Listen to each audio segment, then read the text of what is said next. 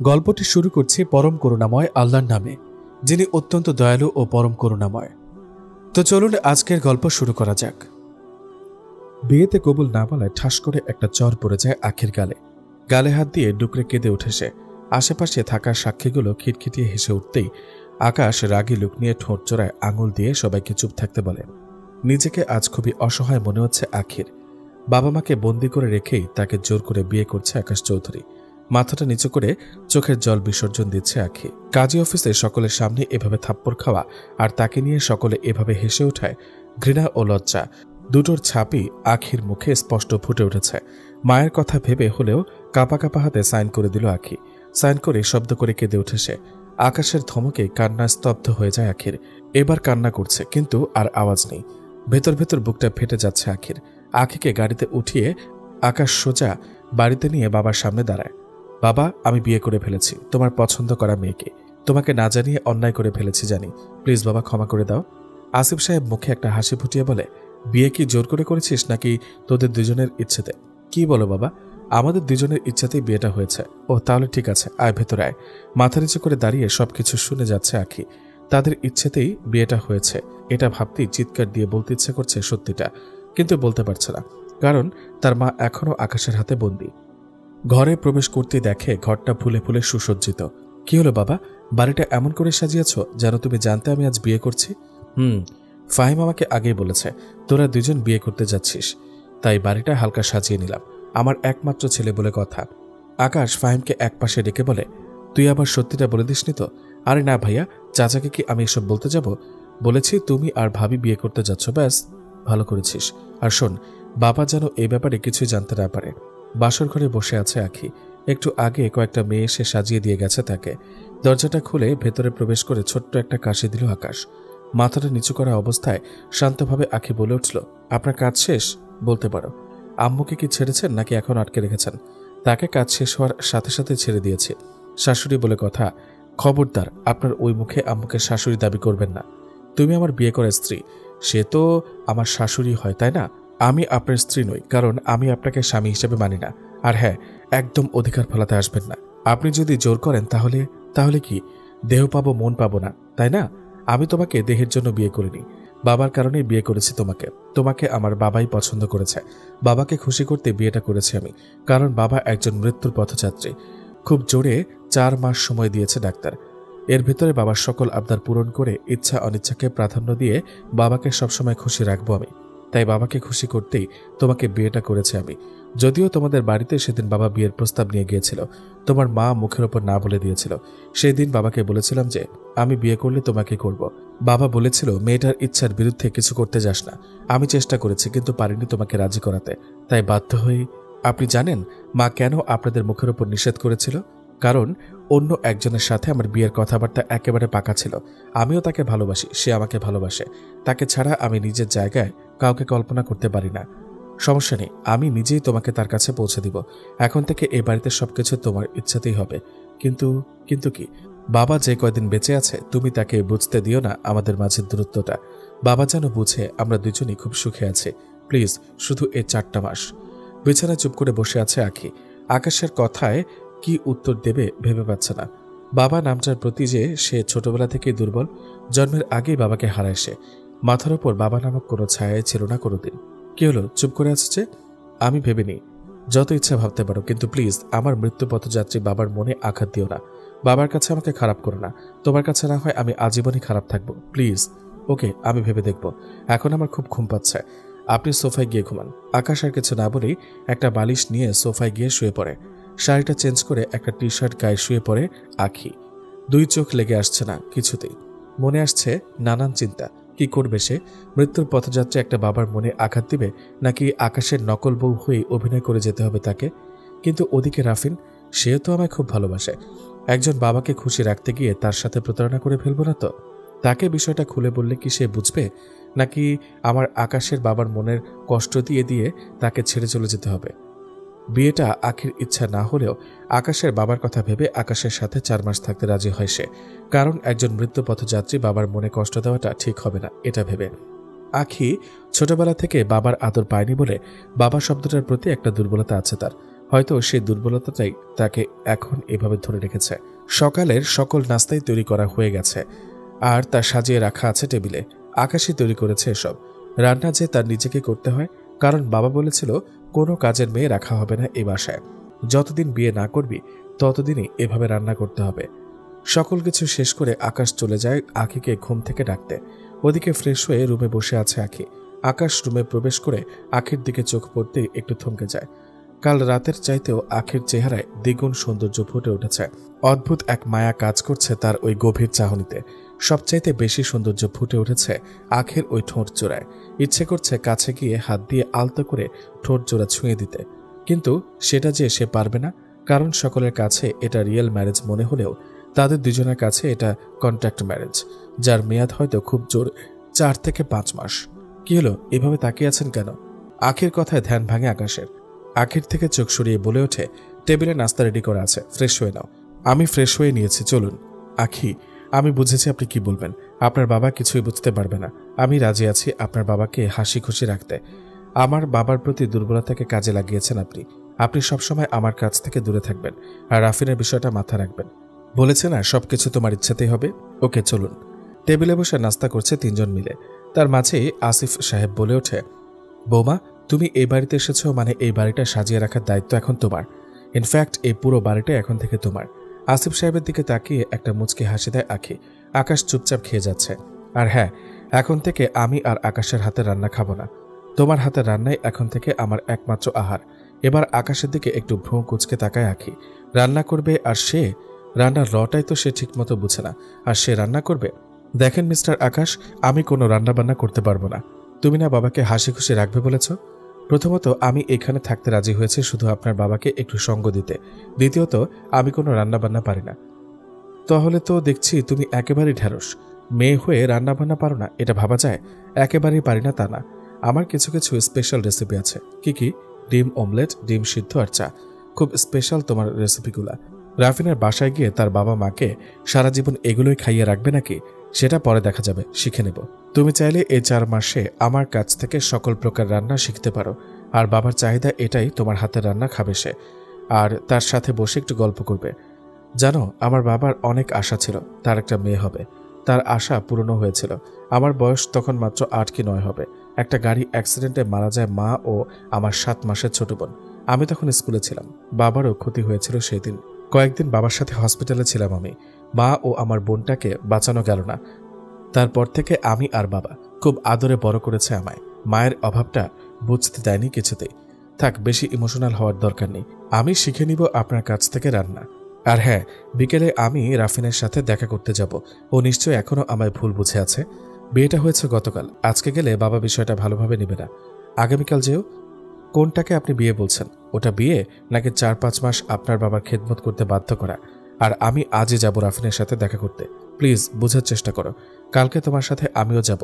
আমি নিজে রাফিনকে সব বুঝিয়ে বলবো। বিকেলে বেলকনিতে বসে আছে আসিফ চৌধুরী। হাতে 2 কাপ চা নিয়ে আসিফ চৌধুরীর পাশে গিয়ে দাঁড়ায় আখি। আরে আখিমা, তুমি? ভালোই করেছো এসে। একা একা ভালো লাগছিল না। এই নিন, আপনার জন্য চা নিয়ে এসেছি। হ্যাঁ, এই সময়টায় আমার চা খুব ভালো লাগে। আর মেয়ের হাতের চা তো কোনো কথাই নেই। কিন্তু তোমাকে আমি এখনো মেয়ে মনে করতে পারছি না, কারণ আসার পর থেকে তুমি আমায় একবারও বাবা ডাকোনি। বাবা বিষয়টা আবারও ভাবিয়ে তোলে আখিকে। সত্যি কি এই লোকটাকে সে বাবা ডাকবে, যে কিনা আমাকে নিজের মেয়ের মতো মনে করে? আমার মাঝে নিজের মেয়েকে খুঁজে পায়। তাকে বাবাই ডাকবো, কিন্তু আকাশের সম্পর্কে নয়, অন্য একটা সম্পর্কে। কিন্তু এই সম্পর্কটার নাম কি হবে? যাই হোক, এই নিন বাবা, এবার চাটা নিন। হ্যাঁ, এবার ঠিক আছে। তোমাকে আমি সত্যি সত্যি নিজের মেয়ের মতোই ভাবি। বাবা মেয়ে মিলে অনেকক্ষণ আড্ডা দিল সেখানে। রাতে খেয়ে ঘুমানোর সময় আধশোয়া হয়ে ভেবে যাচ্ছে আখি। এতদিন পর সে সত্যি একটা বাবাকে খুঁজে পেয়েছে। সারাটা দিনই খুব ভালো লেগেছে বাবার সাথে সময় কাটিয়ে। কিন্তু এই খুশিটা যে দীর্ঘ সময়ের জন্য নয়। আকাশ তখন সোফায় গভীর ঘুমে। আকাশের দিকে তাকিয়ে একটা দীর্ঘ নিঃশ্বাস নিয়ে ঘুমিয়ে পড়ে আখিও। কি হচ্ছে তার জীবনটা নিয়ে? কাল রাফিনের সাথে দেখা করতে যাবে আখি।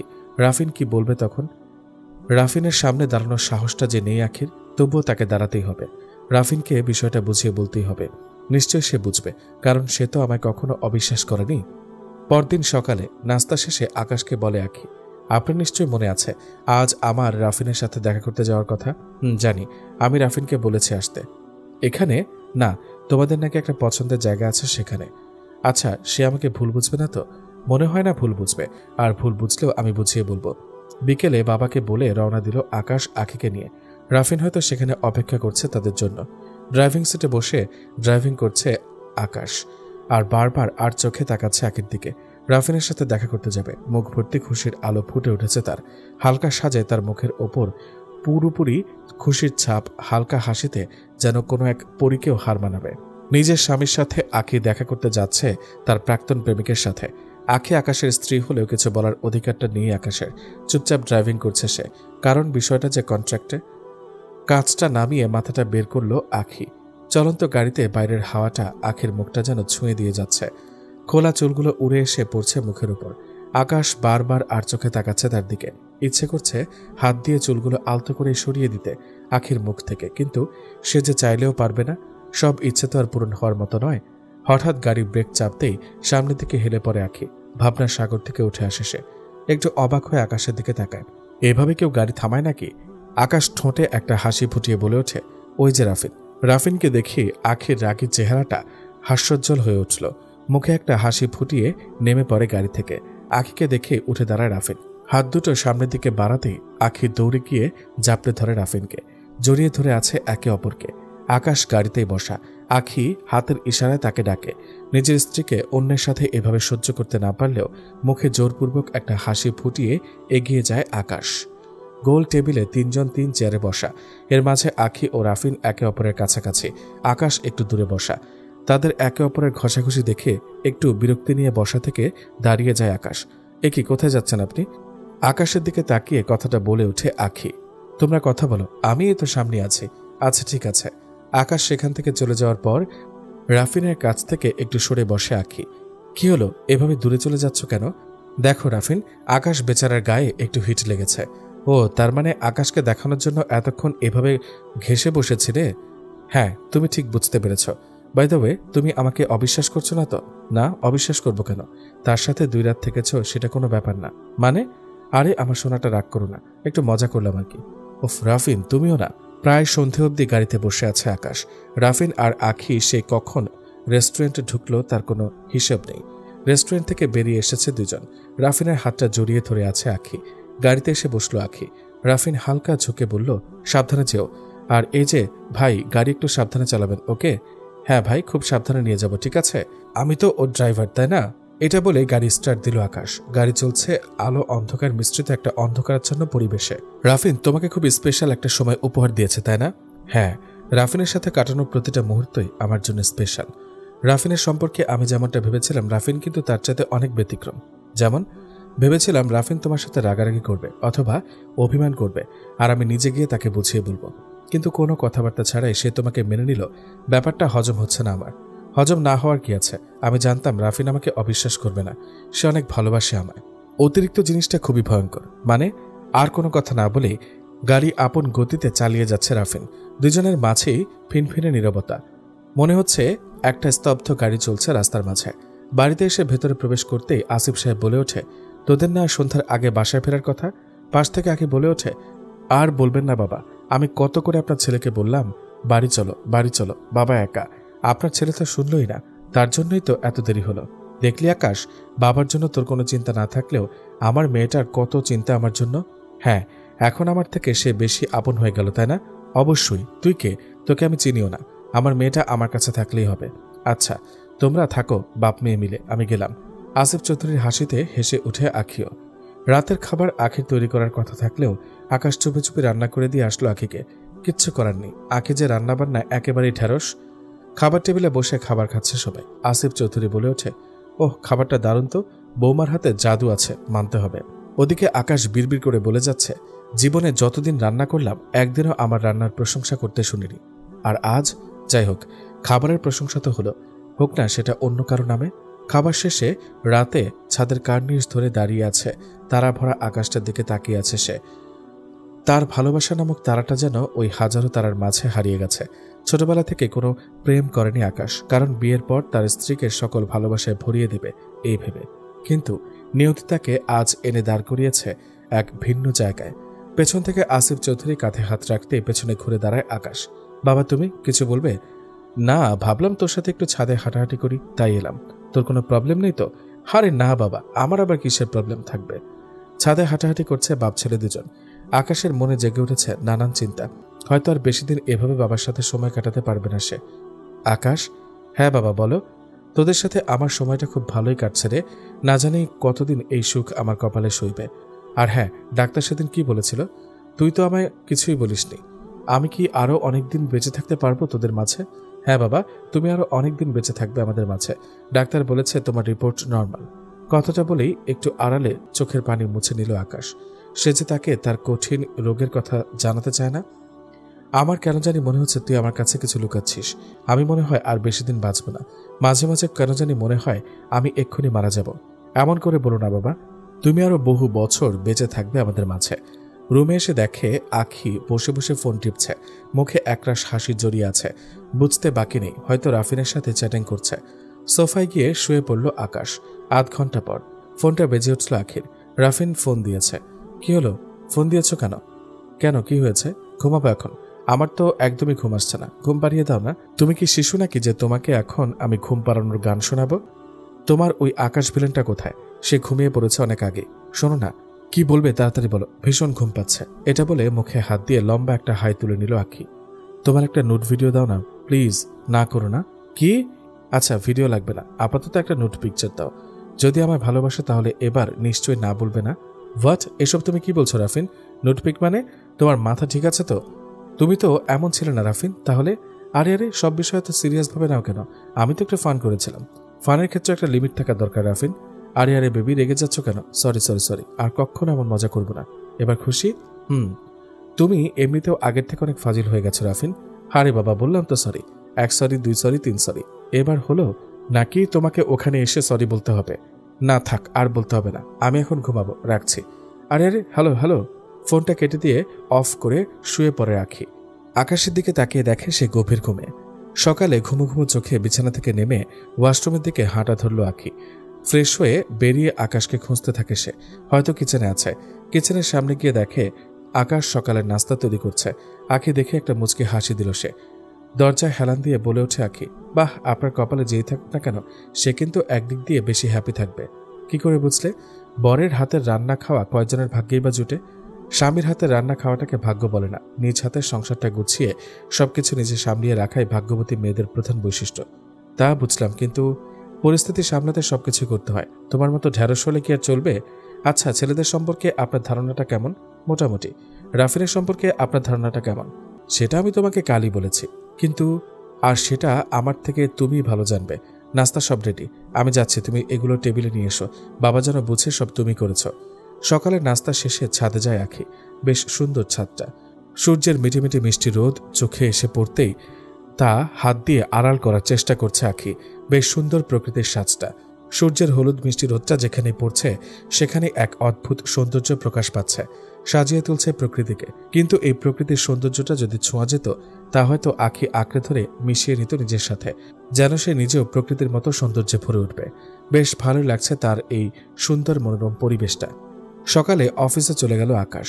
আসিফ চৌধুরী সোফায় বসে দৈনিক পত্রিকায় চোখ বোলাচ্ছেন। এক হাতে চশমাটা ঠিক করে পত্রিকাটা উঁচু করে ধরতেই আখি এসে বলে ওঠে, বাবা এই নাও চা। একটা হাসি দিয়ে আসিফ সাহেব বলে ওঠে, ধন্যবাদ মা।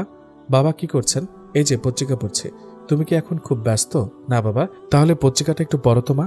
চোখে আগের মতো আর পরিষ্কার দেখতে পাই না। একটা সময় ছিল যখন চশমা ছাড়াই পরিষ্কার দেখতাম। সন্ধ্যায় আসিফ সাহেব ও আখি দুজন মিলে জমিয়েছে এক দাবা খেলার আসর। আসিফ সাহেব দাবার একজন ভালো খেলোয়াড়, আখিও কিন্তু কম না। বেশ জমে উঠেছে খেলাটা।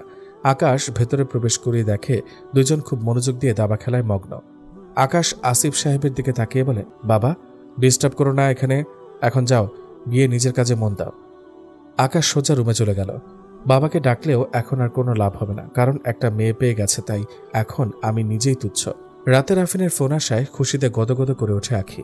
হ্যাঁ রাফিন বলো, আশা করি কালকের মতো ফাজলামোটা করবে না। আরে না, শোনো একটা কথা আছে। কি? কালকে আমাদের তোমাকে ফিরে পাওয়ার খুশিতে একটা পার্টি দিচ্ছি। কি বলো, কখন? কালকে সন্ধ্যায়। তুমি তার আগেই রেডি হয়ে চলে এসো। কাল সন্ধ্যার আগেই দেখবে আমি তোমার কাছে এসে হাজির। ফোনটা কেটে দিয়ে খুশিতে নেচে উঠে আখি। পার্টি আবার তাকে উদ্দেশ্য করে? বাড়িতে থাকলে তো মা যেতে দিত না, কিন্তু এখানে কোনো বাধা নেই। কে ফোন করেছিল? রাফিন, কাল নাকি পার্টি দিচ্ছে, সন্ধ্যার আগে যেতে বলেছে আমায়। আমি কি যাব তোমার সাথে? হ্যাঁ যেতে পারো, কোনো সমস্যা নেই। আকাশ একটু বিড়বিড় করে বলে ওঠে, সমস্যা থাকলেও যে আমায় যেতে হবে। পরদিন বিকেলে গাড়ি নিয়ে রওনা দিল দুজন। সন্ধ্যার আগে দুজন গিয়ে পৌঁছায় সেখানে। কিছুক্ষণ পর পার্টি শুরু হয়ে গেছে। রাফিন সকলের সামনে পরিচয় করিয়ে দিল আখিকে। আকাশ সকলের ভিড়ের মাঝেই মিশে গেছে। পার্টিতে আখি ও রাফিন একে অপরের ঘেঁষাঘেঁষি দেখে সেখান থেকে বাইরে চলে গেল আকাশ। একটা অট্টহাসিতে মেতে ওঠে দুজনে। বেশ কিছুক্ষণ বাইরে থেকে আবার ভেতরে চলে গেল আকাশ। দেখে রাফিন আখিকে কি বিষয় নিয়ে যেন জোর করছে। একটু সামনে গিয়ে দেখে রাফিন আখিকে ড্রিঙ্কস করানোর চেষ্টা করছে আর আখি তা এড়িয়ে যাওয়ার চেষ্টা করছে। আকাশ দ্রুত পায়ে সেখানে হেঁটে গিয়ে আখির হাতটা ধরে রাফিনের দিকে চেয়ে বলে উঠল, কাউকে জোরপূর্বক কিছু খাওয়ানো ঠিক না। আখির হাতটা ধরে টেনে সেখান থেকে বের করে নিয়ে যায় আকাশ। আখি হাঁ করে চেয়ে আছে আকাশের দিকে। রাফিনের এক হুঙ্কারে স্তব্ধ হয়ে যায় সবাই। গাড়ি ড্রাইভিং করছে আকাশ। পাশেই আখি বসে লুচির মতো করে ফুলছে। এটা কি হলো? কোনটা? এভাবে সকলের সামনে দিয়ে টেনে নিয়ে আসার মানেটা কি? এনেছে কারণ আছে। কি কারণ? আর সেখানে আপনার সমস্যাটা কি? আমার যা ইচ্ছে তাই করব, আপনার কি প্রবলেম? দেখো আখি, তুমি একজনের স্ত্রী হয়ে অপর একটা ছেলের সাথে যা খুশি তাই করতে পারো না। যদি এসব করা খুব বেশি প্রয়োজন হয় তাহলে আমার থেকে আলাদা যখন হয়ে যাবে তখন করুন, ওকে? আপনি কিন্তু লিমিট ক্রস করে ফেলছেন। রাফিন মোটেও এমন ছেলে না। কোনো আজে বাজে কথা বলবেন না তাকে নিয়ে। আমার মাথায় কিন্তু রক্ত উঠে যাচ্ছে। আর কিছু না বলেই ড্রাইভিং করে যাচ্ছে আকাশ। কারণ কথা বললে কথা বাড়বে, এটাই স্বাভাবিক। কয়েকদিন পর, দেখো আখি, আমি আবার পার্টির আয়োজন করার উদ্দেশ্য এটাই। আগের পার্টিতে এমন হওয়ার কারণে আমি চাই না এবারও তুমি আকাশকে নিয়ে এসে আমাদের সুন্দর মুহূর্তটা নষ্ট করো। আরে রাফিন, তুমি একদম চিন্তা করো না। এমনভাবে বলেছি ওর আর লজ্জা থাকলে আমার সাথে কোথাও যাবে না। বেবি, আমি তো এটাই চাই। কি বলছো বিড়বিড় করে? বলছিলাম কালকের পার্টিটা একটু স্পেশাল হতে চলেছে। তুমি আকাশকে না বলেই চলে এসো। খুব সুন্দর একটা সময় উপহার দিব তোমাকে। স্বামীকে রেখে প্রাক্তন প্রেমিকের সাথে পার্টিতে যাওয়ার বিষয়টা এত বিবেচনা করল না আখি। হাজার হলেও স্বামীর কাছ থেকে অনুমতি নেওয়াটা জরুরি, কিন্তু বিষয়টাতেও এত জরুরি মনে করছে না আখি। কারণ আকাশকে তো সে স্বামী হিসেবে মানেই না, আবার অনুমতি। পরদিন দুপুরে আসিফ চৌধুরীর কাছে বলল সন্ধ্যা একটু বাইরে যাবে তার কলেজ বান্ধবীদের সাথে দেখা করতে। আসিফ চৌধুরী বলে ওঠে, সমস্যা নেই, কিন্তু আকাশ যদি যায় তাহলে ভালো হয় না? না বাবা, ওখানে শুধু আমার মেয়ে ফ্রেন্ডই। আকাশ যাওয়ার দরকার নেই। তাকে বললে সে তো অনুমতি দিবেই না। সে অনুমতি দিতে হবে না, আমিই দিচ্ছি অনুমতি, কিন্তু সাবধানে যাবে, ওকে? হ্যাঁ বাবা। সন্ধ্যায় আকাশ বাড়ি ফেরার আগেই আখি বের হয়ে যায় পার্টিতে যাওয়ার উদ্দেশ্যে। ওদিকে রাফিন অপেক্ষা করছে আখির জন্য। রাফিনের কাছে এগিয়ে যায় আখি। হাই বেবি, তুমি এসে গেছো? আকাশ আসেনি তো? না রাফিন, আকাশ এ বিষয়ে জানেও না। ও গুড বেবি, কিন্তু এসব কি পরে এসেছো পার্টিতে? পার্টিতে কেউ এসব ড্রেস পরে? তো কি করবো? ওইসব ছোট ড্রেস? হ্যাঁ, ইম্পসিবল, আমার এসব পরার কোনো অভ্যাস নেই। পড়তে পড়তে তো অভ্যাস হবে নাকি? আমি এসব পড়তে পারবো না। আচ্ছা, কি আর করার, আসো। আখি ভেতরে গিয়ে দেখে আজকের পার্টিটা আরো জাঁকজমকপূর্ণ, কিন্তু আগের তুলনায় লোকজন একেবারেই কম। যাক, ভালোই হলো। বেশি লোকজনও আবার আখির ভালো লাগে না, এতে আরো ঝামেলা বাড়ে। পার্টি শুরু হলো অনেক আগেই। নতুন নতুন কাপল দেখা যাচ্ছে আজ। একে অপরের সাথে নাচানাচিতে মগ্ন সকল কাপলই। রাফিন একটা ড্রিঙ্কসের গ্লাস হাতে নিয়ে নাচতে নাচতে আখির হাতটা ধরে নিজের সাথে মিশিয়ে বলে, সবাই তো পার্টি এনজয় করছে, আমরা কেন বসে আছি বেবি?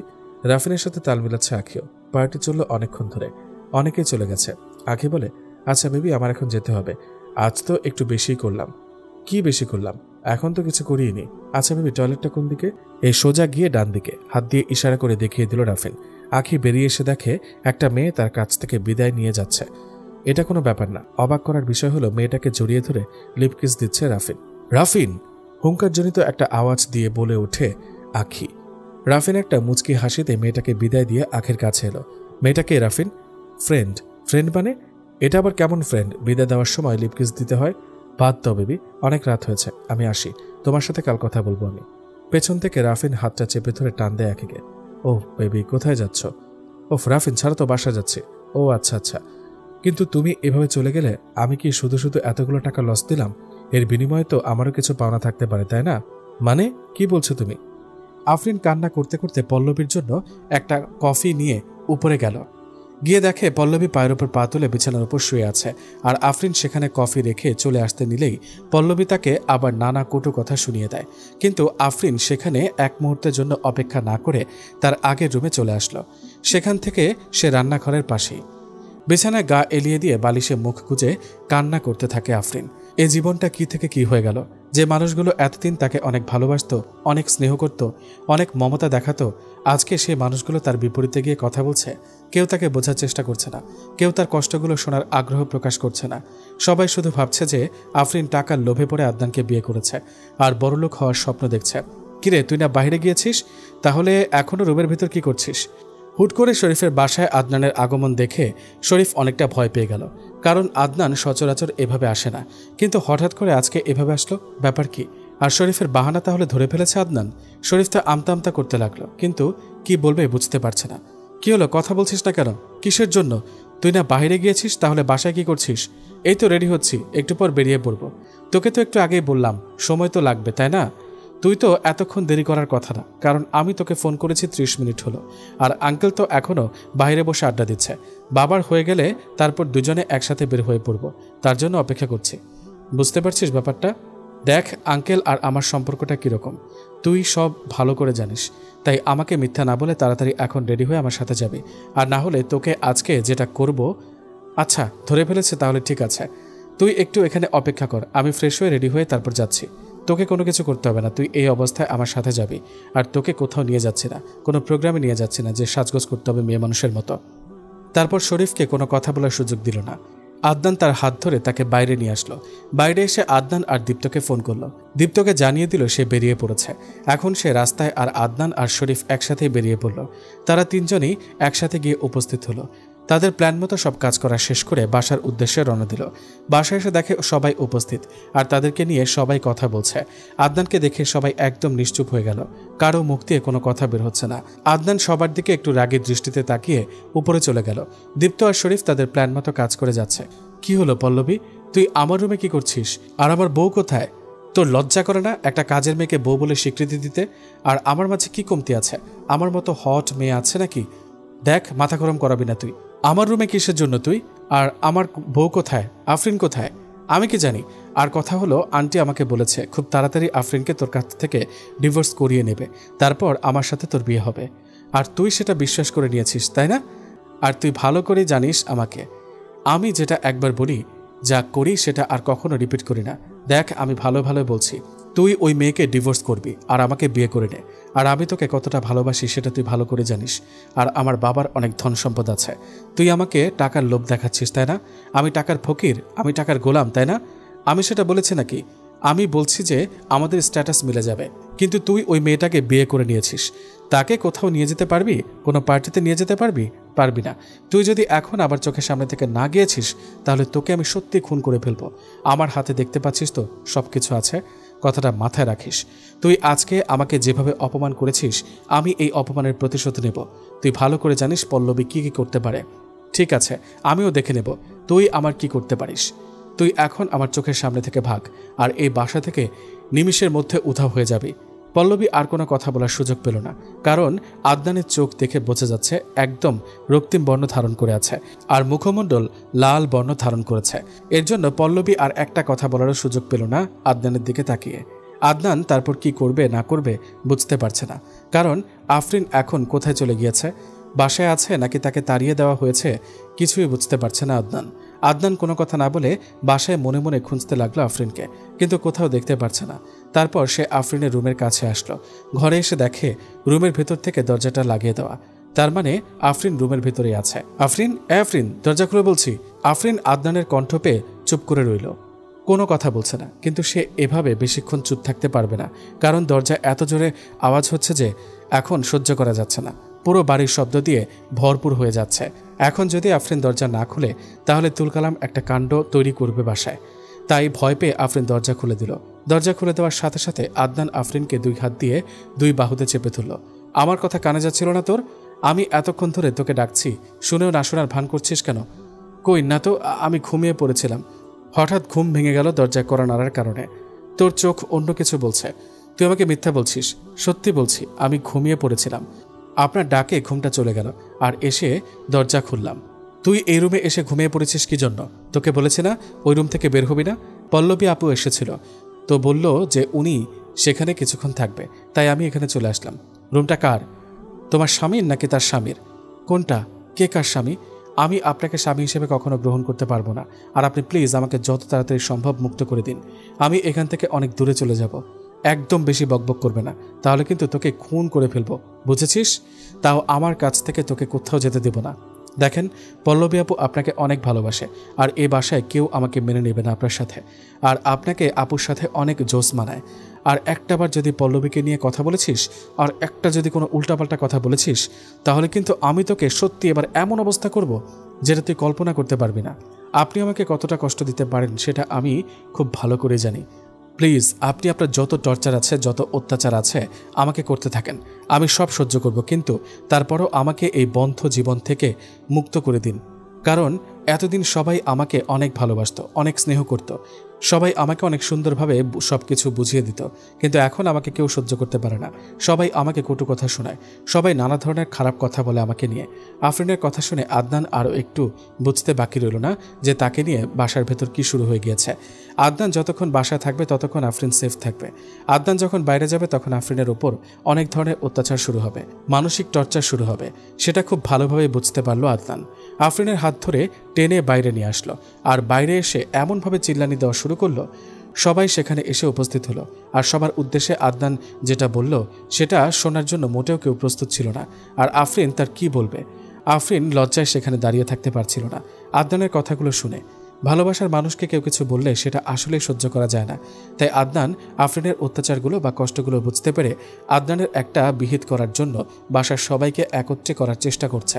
কিন্তু যতই বলেন, কাজের মেয়েকে তো সহজে কেউ মেনে নিতে চায় না, এটা স্বাভাবিক। বাস্তবতা আলাদা, এটা শুধু গল্পেই মানায়, রিয়েলিটিতে কখনো এটা মানায় না। যারা ছোট বা যারা গরিব তাদেরকে কেউ মেনে নিতে চায় না বড়লোক সমাজে। কারণ বড়লোকরা তারা নিত্য নতুন আপডেট চায়, তাদের স্ট্যাটাস তাদের লেভেলে চায়। মেয়ে মানুষ যেন তাদের লেভেলে থাকে, তাদের ব্যবসা বাণিজ্য যেন দ্বিগুণ করতে পারে, সেই লেভেলের স্ট্যাটাস দেখে বড়লোক ছেলেপেলেদের বিয়ে দেওয়া হয়। কিন্তু এখানে যেহেতু আদনান একটা গরিব মেয়েকে বিয়ে করেছে, তাই তাদের ফ্যামিলিতে নানা ধরনের কটু কথা বলা বলি শুরু হয়ে গেছে। আর বিয়েটা ভাঙানোর চেষ্টা করছে সবাই মিলে একত্রে। আমার বউ আমি বিয়ে করেছি, আমি সারা জীবন তার সাথে থাকবো, তোমাদের এত মাথা ব্যথা কেন? তাই বলে তুই যাকে তাকে খুশি বিয়ে করবি আর আমরা সেটা মেনে নেব? আমাদের বাসায় কাজের মেয়েকে তুই বিয়ে করেছিস, কাজের মেয়ে, কিন্তু সেও তো একটা মানুষ। দিন শেষে তারও তো একটা পরিচয় আছে। আমাদের যে স্ট্যাটাস, সেই স্ট্যাটাসের সাথে কি যায়? তাতে তো আমার কোনো কিছু যায় আসে না। আমি বিয়ে করেছি, আমার বউ আমার সাথে থাকবে, তোমার সাথে যাবে কিসের জন্য? তোর আব্বু এই কথা শুনে একদম রেগে আছে, বাসায় আসছে। তোর সাথে যে কি হবে আমি বুঝতে পারছি না। দেখো আম্মু, তোমার পরিবার কেমন ছিল সেটা তো আমি জানি, সবাই জানে, সেটা আমাকে আর বলতে বলো না নতুন করে। তোর এত বড় সাহস, তুই আমার ছেলে হয়ে আমাকে অপমানিত করছিস। আমি এখানে আর কোনো কথা বলতে চাচ্ছি না। তোমরা এখন তোমাদের যা খুশি তাই করো, আর আমাকে আমার মতো থাকতে দাও। আমাকে কোনো ধরনের ডিস্টার্ব করবে না। কথাগুলো বলে আদনান সেখান থেকে হনহন করে চলে গেল। কারো কোনো কথায় পাত্তা না দিয়ে নিজের রুমে চলে আসলো, আর এসে দেখে আফরিন বিছানায় শুয়ে আছে। আদনান এসে আফরিনের এক সাইডে শুয়ে পড়ল, আর আফরিনকে টেনে তার বুকের উপর নিয়ে নিল। আফরিন আমতা আমতা করতে লাগলো, তার সাথে কি হচ্ছে এখন? আবার তাকে অত্যাচার শুরু করবে না তো এই বদমাশ ছেলেটা? আফরিন মনে মনে আদনানকে অনেক গালি দিচ্ছে, কিন্তু আফরিনের মুখ ফসকে কোনো কথা বলার সাহস পাচ্ছে না আদনানকে। কি হলো, এবার চুপ করে আছো যে? আমার তো মন বলছে তুমি আমাকে কিছু বলতে যাচ্ছ, বলো, সমস্যা নেই। আমার জন্য আপনাদের মাঝে অনেক সমস্যার সৃষ্টি হচ্ছে, প্লিজ আপনি আমাকে যেতে দিন এখান থেকে। আমি অনেক দূরে চলে যাব, কখনো এদিকে ফিরে আসবে না। আমি কি বলেছি তোমার জন্য যে আমার বাসায় ঝামেলা চলছে? আর কই ঝামেলা, চিল্লাচিল্লি হচ্ছে। আপনি বুঝতে পারছেন না, আর বুঝেও না বুঝার ভান করছেন কিসের জন্য? আমার জন্য যত সমস্যা তৈরি হবে এই বাসায়, আমি চলে যাব এখান থেকে। সাহস থাকলে এই রুম থেকে বের হয়ে দেখা, তারপর বুঝবো যে তোর কলিজার সাহস আছে। কলিজা টেনে ছেড়ে ফেলবো। আদনানের এরকম ধমক শুনে আফরিন একদম মুখ বন্ধ করে নিয়ে চুপচাপ আদনানের বুকে নিজের মুখটা লুকিয়ে নিল। আফরিন আর কোনোভাবে আদনানের চোখের দিকে তাকাতে পারছে না। আর আদনান যে রাগ দেখাচ্ছে, আফরিন তো ভয়ে আছে, কি জানি কি করে এখন তাকে। আদনান আফরিনের এরকম কাণ্ড দেখে মুচকি হেসে দিল, আর নিজে নিজে বলতে লাগলো, হয়েছে, আর ভয় পেতে হবে না, এখন রেডি হয়ে নাও, বাইরে যাব। আমি এখন কোথাও যাব না, বাসার অনেক কাজ আছে, আমাকে কাজগুলো শেষ করতে হবে, না হলে আবার বকাবকি করবে সবাই আমাকে। এখন দেখো, কেউ আর বকাবকি করবে না। আর তুমি কেন কাজ করতে যাবে? কাজের মেয়ের অভাব আছে বাসায়? তুমি একমাত্র না যে তোমাকে দিয়ে সব কাজ করায় বাসায়, কিন্তু আমার ভাগ্যে যে কাজগুলো আছে সেগুলো তো করতে হবে, তাই না? বুঝতে পেরেছি। এখন তোমাকে রোমান্টিক অত্যাচার না করলে তুমি বুঝবে না। যদি তুমি এখন আমার কথা না শোনো, তাহলে তোমার ঠোঁট আর তোমার ঠোঁটের জায়গায় থাকবে না। মানে কি বলতে চাচ্ছেন? আমার ঠোঁটটা আবার কি করলো? আপনি আমার দিকে নজর দিবেন না, ভালো হবে না। এমনিতে অনেক ব্যথা আছে এখনো। কি বোঝাতে চাচ্ছি বা কি বুঝতে পারছি না, তাই না? আসো প্র্যাকটিক্যাল বুঝিয়ে দিই। লাগবে না, আমার বোঝার মতো ক্ষমতা হয়েছে। আর আপনার বদমাস নজর আমার দিক থেকে সরিয়ে ফেলুন, বুঝেছেন? আমি অসহায় একটা মেয়ে, তাই বলে যখন খুশি তখন এভাবে আমাকে। আফরিনের এরকম লাজুক কথাবার্তা আদনানকে যেন পাগল করে দিচ্ছে। আর আদনান আফরিনকে কাছে পাওয়ার আগ্রহতা আরও বেড়ে যাচ্ছে। আদনান এক টান দিয়ে আফরিনকে নিজের কাছে নিয়ে নিল এবং নিজের ঠোঁট দুটো আফরিনের ঠোঁটে বসিয়ে দিল। আফরিনের ঠোঁট এতক্ষণ ব্যথা ছিল, কিন্তু হঠাৎ করে আদনানের এরকম স্পর্শে তার ঠোঁটের ব্যথা নিমিষেই শেষ হয়ে গেল। আদনান ধীরে ধীরে তার ঠোঁট সরিয়ে আফরিনের গলায় নিজের ঠোঁট দুটো বসিয়ে দিল। হুট করে দরজা খোলার আওয়াজ পেয়ে দুজন চুপ হয়ে যায়। আদনান তাড়াতাড়ি করে আফরিনকে ঢেকে দেয়। আফরিনের তেমন কাপড় ছিল না শরীরে, তাই কাঁথা দিয়ে আফরিনকে ঢেকে রাখে। আর আদনান নিজের ওপর একটু কাপড় নিয়ে নেয়। দরজার দিকে তাকিয়ে দেখে পল্লবী রুমের ভেতর প্রবেশ করছে। একটু আগে না পল্লবী এখান থেকে চলে গেল? আদনান মনে মনে ভাবছে আবার কিসের জন্য আসছে, তাও আবার দুজন রুমের ভেতর আছে, কোনো কথাবার্তা নেই, হুট করে রুমের ভেতর প্রবেশ করে আসলো। আদনান তো প্রচণ্ড রেগে উঠেছে, কিন্তু নিজের রাগকে একটু কন্ট্রোল করে, কারণ এখন আফরিন যদি পল্লবীকে কোনো ভুলভাল বলে, তাহলে পল্লবী যদি রাগের পর সে কোনো কিছু ভুলভাল কাজ করে বসে আফরিনের সাথে, তার জন্য হয়তো মোটেও ভালো হবে না। তাই নিজেকে কন্ট্রোল করে রাখলো। কি হলো, তুই এখানে কি করছিস? আর কারো রুমে প্রবেশ করতে হলে পারমিশন নিতে হয়, জানিস না? তুই একটা কাজের মেয়েকে বিয়ে করে কিভাবে তার সাথে এভাবে থাকছিস বুঝতে পারছি না। তোর প্রয়োজন ছিল মেয়েটার সুন্দর একটা দেহ, পেয়েছিস, এখন তাকে ছেড়ে দে, আমাকে বিয়ে কর প্লিজ। কি ভুলভাল বলছিস? তোর মাথা ঠিক আছে? আমার মেজাজ গরম করাবি না, এখান থেকে চলে যা। দেখ আদনান, তোকে আমি ভালো করে চিনি, তুই এই বিষয়ে আমার সাথে কথা বল। আর এই মেয়ে, তুমি এখান থেকে চলে যাও, আমাদের পার্সোনাল কথা হচ্ছে। পল্লবী, এবার কিন্তু তুই তোর লিমিট ক্রস করছিস, বুঝতে পারছি না তুই কাকে কি বলছিস। আদনান, তুই কেন এরকম করছিস বুঝতে পারছিস না? তুই একটা কাজের মেয়েকে বিয়ে করবি, আমি কখনো কল্পনা করতে পারিনি। আমার মতো বড় লোকের মেয়ে, আমি এত হট, আর আমাকে বাদে তুই ওই মেয়েকে বিয়ে করলি।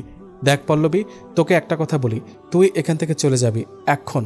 এটা হচ্ছে সব থেকে বড় কথা, আর তোর জন্য সব থেকে উত্তম হবে। এই কাজের মেয়ে, তুই এখনো এখানে আছিস কিসের জন্য? তুই এখান থেকে যাচ্ছিস না কেন? তোকে চলে যেতে বলেছে না আমি? কথা শুনে আফরিন একটু নড়েচড়ে বসল। মনে হচ্ছে তাকে এখন এখান থেকে চলে যেতে হবে। এরকম মনোভাব নিয়ে সে উঠে গেলে আদনান তাকে টান দিয়ে আবারও সেখানে শুয়ে দেয়। আদনানের রাগী চোখ আফরিনের দিকে তাকিয়ে থাকে। আফরিন ভয়ে চুপচাপ সেখানে শুয়ে পড়ে, আর কোনো কথা বলে না। কিন্তু তার খুব খারাপ লাগছে। যতই হোক, যেভাবেই হোক, তার বিয়ে করা স্বামী, আর কোনো বাঙালি মেয়ে চায় না তার স্বামীর ওপর কেউ এসে অধিকার দেখাক। আফরিন ইচ্ছা করছে এখন পল্লবীকে কষে একটা থাপ্পড় মারতে, কিন্তু সে তার ইচ্ছা পূরণ করতে পারবে না। আফরিন চুপচাপ আদনানের কোলে মাথা রেখে শুয়ে আছে, আর সেটা দেখে পল্লবীর ভেতরটা জ্বলে যাচ্ছে। আজকে সেখানে তার থাকার কথা, আর সেখানে কিনা একটা কাজের মেয়ে শুয়ে আছে। এটা ভাবতেই পল্লবীর গায়ে কাঁটা দিয়ে উঠছে। তার ইচ্ছা করছে এখন আফরিনকে খুন করে আদনানকে দায় করে নিতে, কিন্তু সে পারছে না। আদনানকে নিজের প্রতি দুর্বল করতে পারছে না কোনোভাবেই। আপু হয়তো আমাকে কিছু পার্সোনাল কথা বলবে, আমি কি আপনাদের জন্য 2 কাপ কফি বানিয়ে নিয়ে আসবো? আমি একটু বাইরে যাই, আমাকে এখন যেতে দেন। তার মানে তুমি চাচ্ছ আমি যা খুশি তাই করতে পারবো? যখন যে কোনো মেয়েকে রুমের ভেতর নিয়ে এসে তার সাথে আমি রাত কাটাতে পারবো, তার সাথে আমি সব কিছু করতে পারবো, তাই তো? একদম মেরে কুচি কুচি করে নদীতে ভাসিয়ে দেব। এত বড় সাহস, এত বড় কলিজা হয় কি করে আপনার? কথাটা বলে নিজের জিহ্বায় কামড় বসিয়ে দিল। এটা কি বলল সে? মোটেও এরকম কিছু বলতে চায়নি, কিন্তু মুখ ফুসকে এটা বের হয়ে গেল। তার মুখের দিকে তাকিয়ে আদনান অবাক দৃষ্টিতে কিছুক্ষণ তাকিয়ে রইল। কি বলল এটা? আর পল্লবী, সে তো চোখ বড় বড় করে আফরিনের দিকে তাকিয়ে রইল। সরি, আমি এরকম কোনো কিছু বলতে চাইনি, মুখ ফসকে বের হয়ে গেছে, প্লিজ আমাকে যেতে দেন। ঠিক আছে যাও, তাহলে আমি পল্লবীর সাথে এখন রোম্যান্স করব, তার সাথে সবকিছু করব, তুমি দেখবা। মানে কি বলতে চাচ্ছেন? আর আপনি এত বেয়াদব, এত জঘন্য আগে বুঝতে পারিনি কখনো। ছি, তাহলে তুমি চলে যেতে চাচ্ছ কিসের জন্য? যদি আমাকে এতটাই অন্য মেয়ের সাথে দেখলে খারাপ লাগে, তাহলে আমি কোথাও যাচ্ছি না, এখানে আছি। আর পল্লবী আপু, আপনি একটু পরে আসবেন প্লিজ, এখন আমাদেরকে একটু একা থাকতে দেন তো। আফরিনের এরকম কথা শুনে পল্লবী এবং আদনান দুজনেই অবাক হয়ে আছে, আফরিনের দিকে তাকিয়ে আছে। কখন কি বলছে মেয়েটা নিজেই বুঝতে পারছে না। পল্লবী তো রাগে আগুন, আর মুচকি হেসে দিল আফরিন। সুন্দরভাবে আদনানকে জড়িয়ে ধরল, আবার শুয়ে পড়ল আদনানের কোলে। আর পল্লবী সেটা দেখে দেখে রেগে মেগে রুম থেকে বেরিয়ে গেল। ভালোবাসার মানুষকে কেউ অন্য মানুষের সাথে সহ্য করতে পারে না, সেটা মেয়ে হোক বা ছেলে, দুজনের ক্ষেত্রে একই অ্যাট্রাকশন কাজ করে। যদি কোনো ছেলে কাউকে ভালোবাসে আর সেই মেয়ে যদি কোনো ছেলের সাথে কথা বলতে চায় বা তার সাথে রোম্যান্স করতে চায়, তাহলে কারোই ভালো লাগবে না। তারা স্বামী স্ত্রী, তো এমনিতেই আফরিন চাইবে না যে আদনান অন্য কোনো মেয়ের সাথে থাকুক।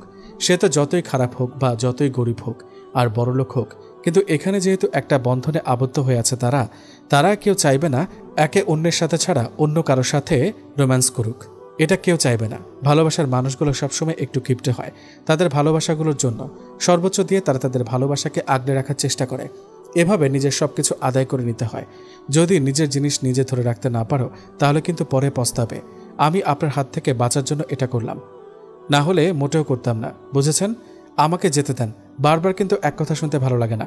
আর শোনো, আজকে আমি তোমাকে নিয়ে বাসা ছেড়ে চলে যাব। মানে কি আজব কথা বলছেন? আমাকে নিয়ে বাসা থেকে চলে যাবেন মানে? আর এখান থেকে চলে গেলে আপনি কি করে খাবেন? তোমার কি মনে হয় আমি কাজ করতে পারি না? আমিও কাজ করতে পারি।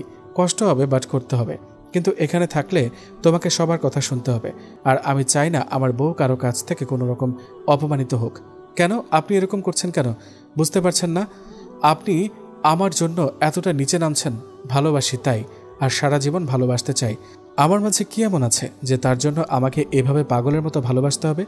সেটা তুমি বুঝবে না, কারণ মনের ব্যাপার। এটা তোমাকেই চেয়েছে আর তোমাকে সারা জীবন চাইবে, তাই তোমাকে আপন করে নিয়েছি। ঝামেলা শেষ। কথাটা বলে আদনান আফরিনকে নিজের কাছে নিয়ে আসলো আর আফরিনের কপালে নিজের ঠোঁট দুটো দিয়ে চুম্বন করল। আফরিন চোখ দুটো বন্ধ করে নিল।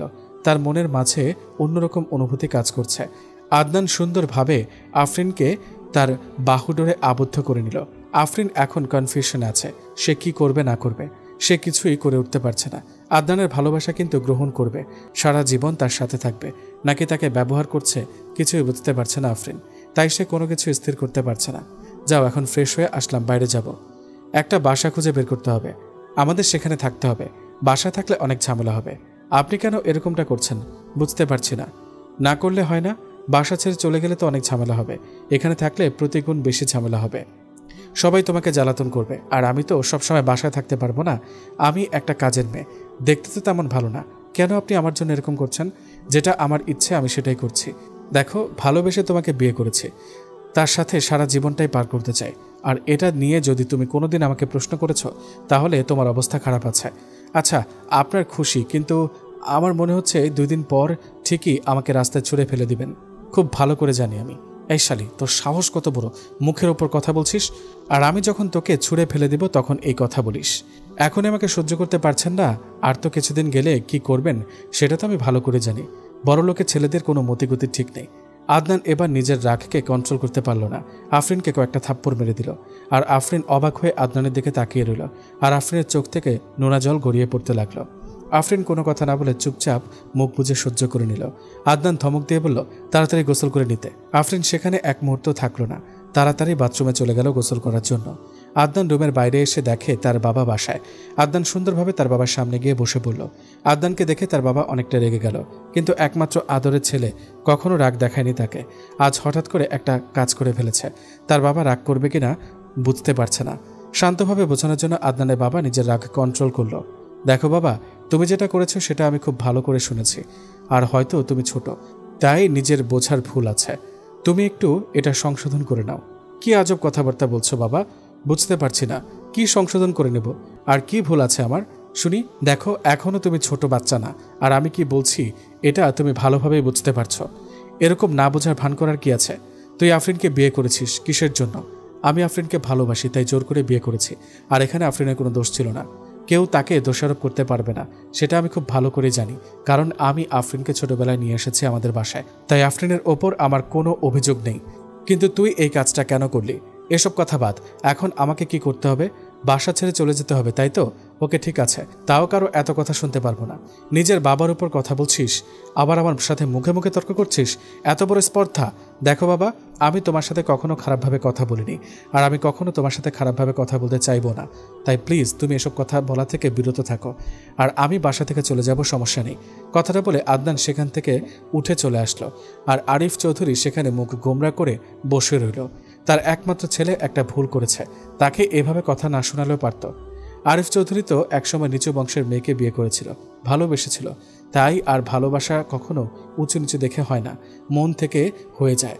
তাহলে আজ তার ছেলে একটা ভুল করেছে, তার জন্য তাকে কেন কথা শোনাতে হবে? কি বলে গেল বাসা থেকে চলে যাবে? এটা কোনোভাবে মেনে নিতে পারছেন না আরিফ চৌধুরী। আরিফ চৌধুরী রুমের ভেতরে এসে দেখে আরিফা চৌধুরী বিছানার উপর শুয়ে আছে। তার চোখে মুখে কোনো টেনশন বা কোনো চিন্তার ছাপ খুঁজে পাওয়া যাচ্ছে না। তার ছেলে যে একটা ঘটনা ঘটিয়ে ফেলেছে সেটা নিয়ে তার বিন্দুমাত্র মাথা ব্যথা নেই। আরিফ চৌধুরী এখন বুঝতে পারছে তার আম্মুর জন্য হয়তো আদনান বাসা থেকে চলে যাওয়ার সিদ্ধান্ত নিয়েছে, না হলে কখনোই তার ছেলে এত বড় স্পর্ধা করতে পারত না। আসলে কথায় আছে না, ছোট লোক যখন বড় লোক হয়ে যায় তখন তার অহংকারটা অনেকটা বেড়ে যায়। তুমি এখনও এখানে শুয়ে আছো আর ওদিকে আমার ছেলে বাসা ছেড়ে চলে যাচ্ছে, তা নিয়ে তোমার কোনো মাথা ব্যথা নেই? কি বলছো আবল তাবল কথা? বাসা ছেড়ে কেন চলে যাবে? মনে হচ্ছে তুমি কিচ্ছু জানো না। ন্যাকামি করো তুমি আমার সাথে, তাই না? তুমি আদনানকে কি বলেছ? আমি আবার আদনানকে কি বললাম? আমি তো আদনানের সাথে তেমনভাবে কথাই বলতে পারিনি। আদনান রাগ দেখিয়েছে আমাকে। আমি তো আদনানের সাথে ভয়ে কথা বলতে পারিনি। আমি শুধু তোমার জন্য অপেক্ষা করছিলাম। তাহলে আদনান চলে যাবে কিসের জন্য বাসা ছেড়ে, সেটা আমাকে বলো। সেটা এখন আমি কিভাবে বলতে পারবো? সে তো ডিসিশন নিয়েছে বাসায় থাকবে না, তাই চলে যাবে। আর একটা কাজের মেয়েকে বিয়ে করেছে, তাকে কিছু না বলে এসে আমাকে কথা শোনাচ্ছ। তুমি কেমন মা যে তোমার ছেলে বাসা থেকে চলে যাচ্ছে সেটা নিয়ে তোমার কোনো মাথা ব্যথা নেই? আমি কখনো ওই কাজের মেয়েকে আমার বৌমা হিসেবে স্বীকৃতি দিতে পারবো না। ঠিক আছে,